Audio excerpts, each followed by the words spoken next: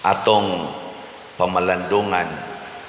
Huna-huna ako no kung buhi pa ka ba nya usa kas mga naminaw ni Hesus pagsulti niya ani mga 2,000 years ago. Nya buhi pa ka hangtod karon. Unsa kay imong bation? Awa di mo ka-imagine.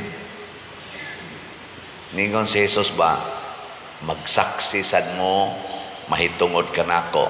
Nya magsaksi sad ang Espiritu Santo, mahitungod ka nako. Nya magsaksi mo, mahitungod nako, kay kuyog man mo nako, samtang buhi pa ko. Nya gipatay siya. Nya karon iabot nag 2,000 years, nagpadayon ang iyang gipangtudlo, nga mao gihapon ang atong gihimo. Nya mingkuan na ba natuman na gid siya, gipanghinginlan sila sa sinagoga, gipangpatay sila. Niabot yung panahon nga ang nagpatay nila nagtuo nga nagtuman sila sa sugo sa Ginoo. Mao man nahitabo sa ato mga martyrs, labi na tong dunay panagbuak ang simbahan, labi na kadtong mga kusog na kaytong paghuna-huna ka ng Arianism nga si Kristo dili tinuod nga tao, nga dili tinuod nga Dios, samtang buhi pa siya. Doon abi atoy mga pari, mga obispo nga niapil ato. Nya kadtong magsigig promote sa pagtulunan nga si Kristo tinuod nga Dios, tinuod nga tao, ila tong patyon mo nang daghang tag mga martyrs nga namatay tungod sa ilang pagbarog nga si Kristo tinuod yun nga Dios, tinuod nga tao. Ana ba? Daghan. Nya mo na nga ang katong naama sa to sila sa authority, ilang patyon ang katong nagbarog nga sukwahi sa ilang gituhuan. Pero pulo sila nagtuos Ginoo. Gipatay nila ba? Nya kung ikaw ana naapil ka sa pagsulti ni Hesus hangtod karon, proud ka nga mosulti nga tinuod gining atong gisunod. Nilingi imong tupad na proud ka nga hinginlan ka nya patyon. Mahimo kang proud ana. Ha? Wa man mo iklaro.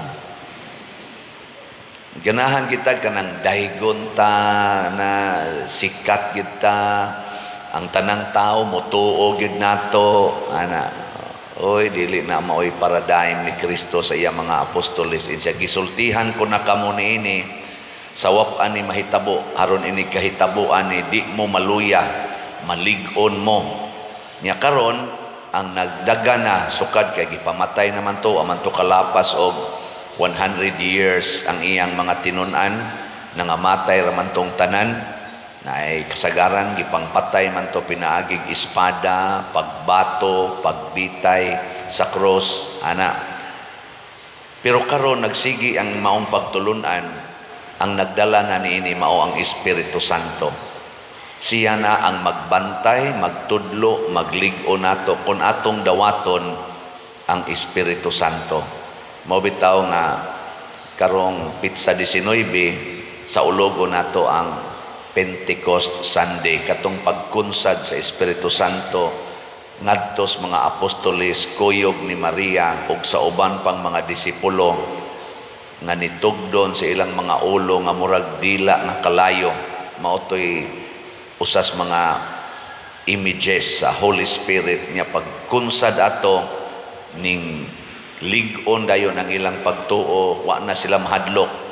Mao sa nay nahitabo pagsuroy na nila ngadto sa mga pagan territories, kutob sa maminaw nila og mudawat sa ilang pagtulunan, sama nila ni Cornelio, sama atong taga Antioquia, inig sugod yun og preaching nila ni Peter, nila ni San Pablo, magyaw-yaw dayon sila og mga lain-laing pinulungan.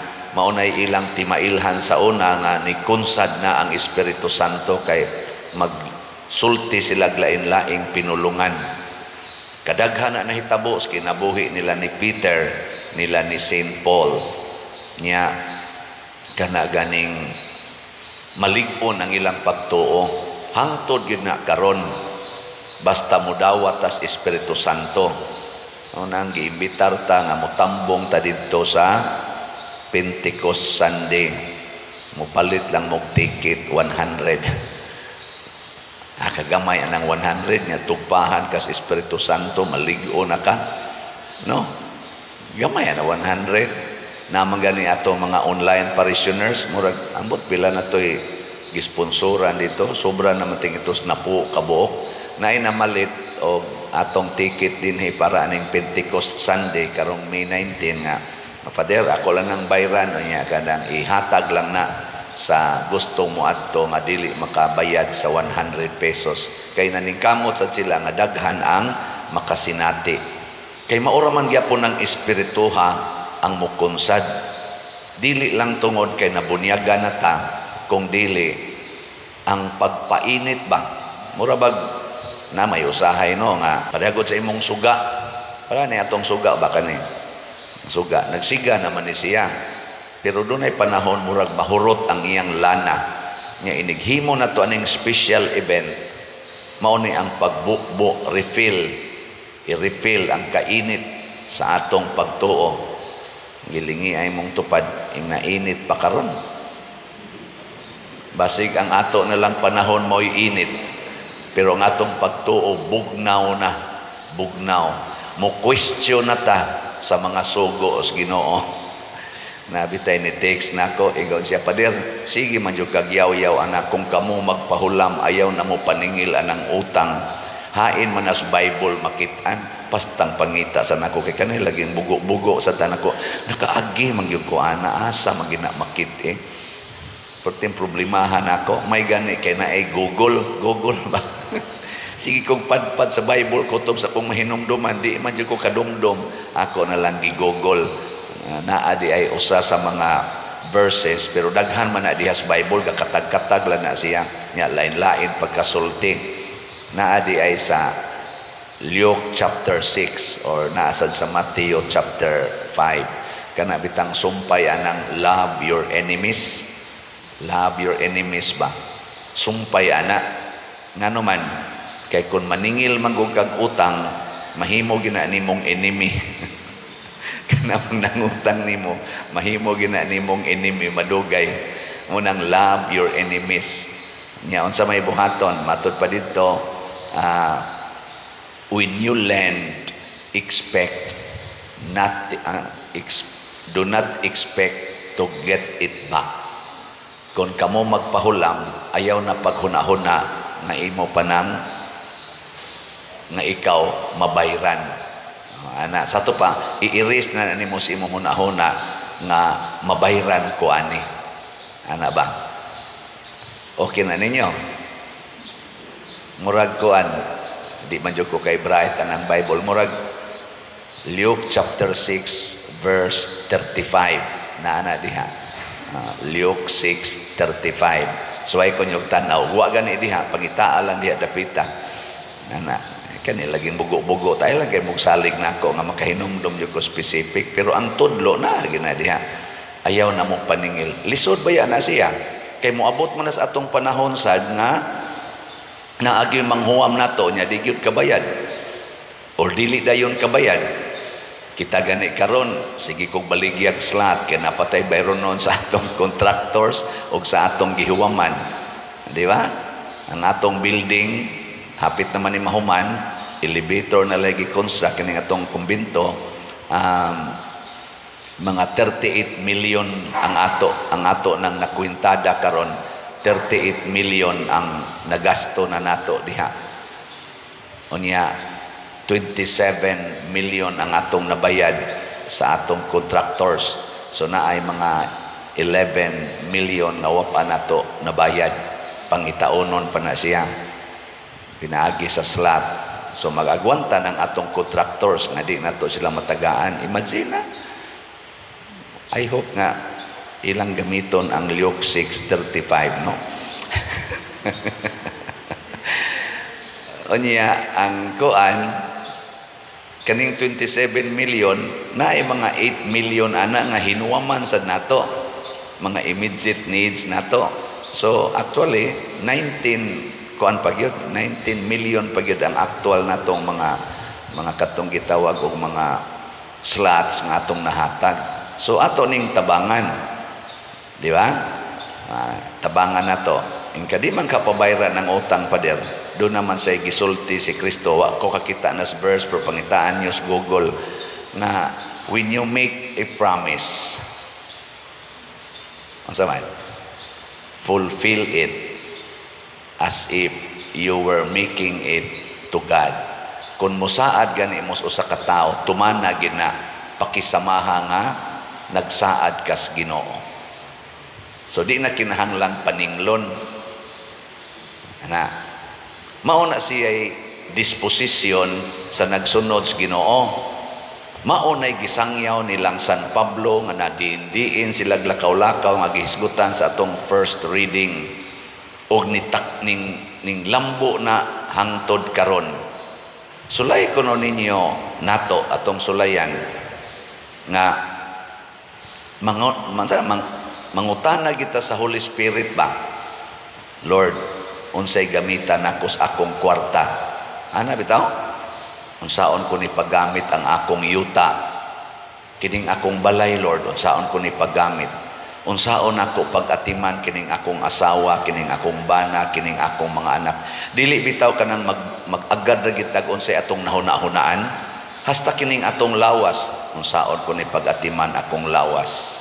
Unsaon ko ni paggamit? Gahapon tibok adlaw gamisa ko, okay ra gyud kaayo. Nahibong lang ko pagkagabi, pagdayon akong higda, di naman ko katarong og higda, perti man sakita sa akong likod. Naku agoy, makabangon pa baka ko ani ugma. Perti yung sakita ba dire? Namot da stress tingali to. Ana, kakarong buntag pagbangon sa nako. Oh, bangon man, makakulikta pag itingali taan eh. Yung Ginoo gamita lang ginang imong lawas sa paagi nga para sa kaayuhan sa simbahan. Kay anytime mo bag down ra gyud ka. Ana. So karon di na ko magunahuna ng healthy jud ko kanunay. Ang ako nga kada adlaw ako ning gispend ang akong kapasidad para sa kaayuhan sa simbahan. Sama pananglitan sa pagtabang aning mga kabos, aning atong pagpanghimog mga balay, tabang aning magsigiganhin nato dinhi mangayog mga hinabang o kining pagsangyaw o ang pagpamaligyag sla. Di ba? Muna ako nasad mong i-update kay ako sa manis akong sugo. Hala mo di galingog-ngoga na mo. So sa atong SBF dag na natayhalin na 20,000 one slot. So ang ato na lang kani-ganing igbabaligya 39,999. Pakpakan na to, daan ang mamalit. Kung kitang tanan nga mga, kamo ba, kamong nagsunod aning akong misa dinhi o sa online, kung mupalit lang kitag usa ka slot within this month of May, kitang tanan, sobra naman ta mga 1 million kamong sigig paminaw kada adlaw. Mamalit lang tag usa ka slot 500 pesos. Mura ra ni siya abog nga mapapha. Gamay ra kaining 39,999. No. Kaysa ato kong YouTube lang daan kanang nagsigig follow 190 na gud na ang atong subscriber na. Ang mga viewers ana mudaghan pa na kay daghan na pay mo tan-aw sa TikTok, na pay mo kana ganing sa Facebook ana ug mo palit lang. Pero ay mo pang patuyang og padala ha. Tanawa gid dinhi sa atong YouTube channel kaning Padresiano Ubod ang atong official nga mga accounts. Unya ang ato sangkuan katong special slot nga DCHS as of yesterday nahalina na tag 29,867. Ang atong tiwasonon 133 na lang gyud ka slots.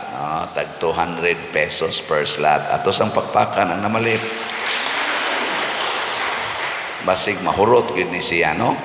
Dako-dako ra bagitag expenses atong Holy Week og pista. Nya kamong namalit og slots, do not expect anything in return. Ang gusto sa amahan, do not expect. Matod pa sa diri ni Jesus, ayaw mong expect nga daygon mo ana. Unsa may itong i-expect nga isalikway ta, nga pamatyon ta. Apan human ni ana, dunay nagpaabot nga kahimayaan. Ang atong i-expect mao ang langit.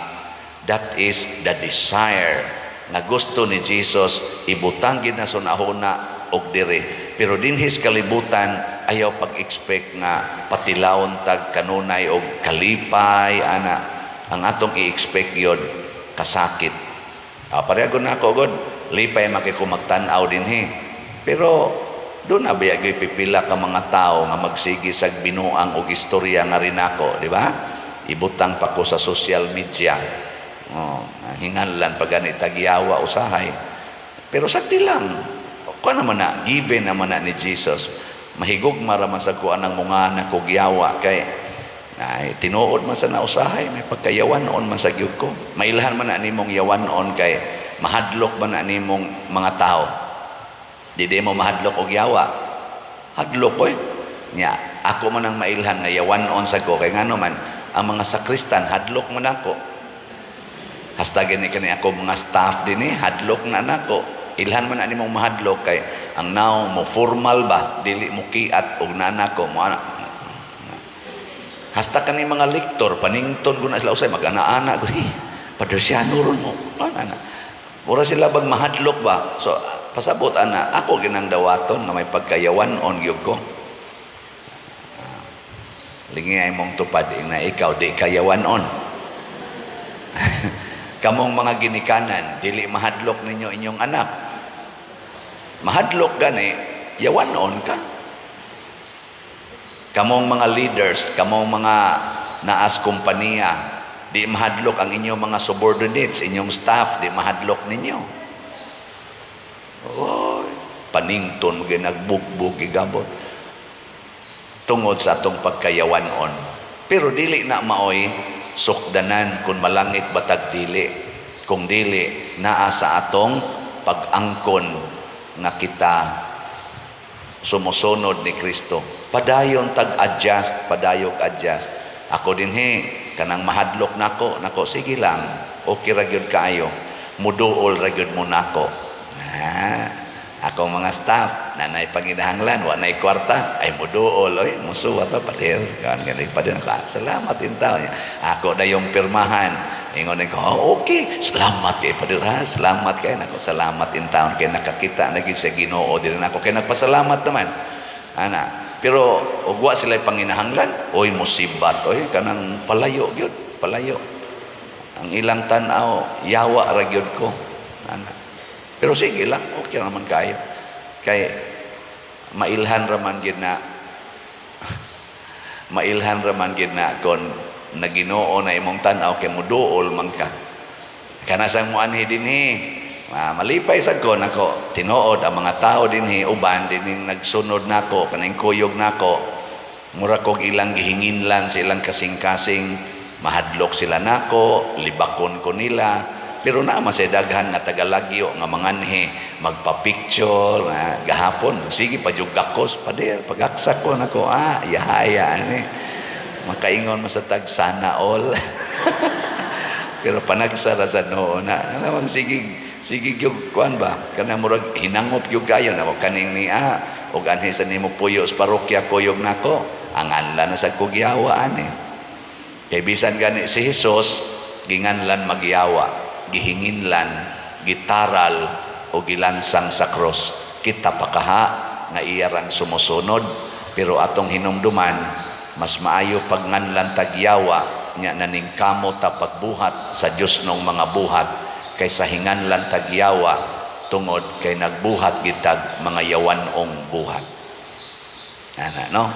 Atong hunongon ang yawanong buhat. Bahala nagnganlan tagyawa.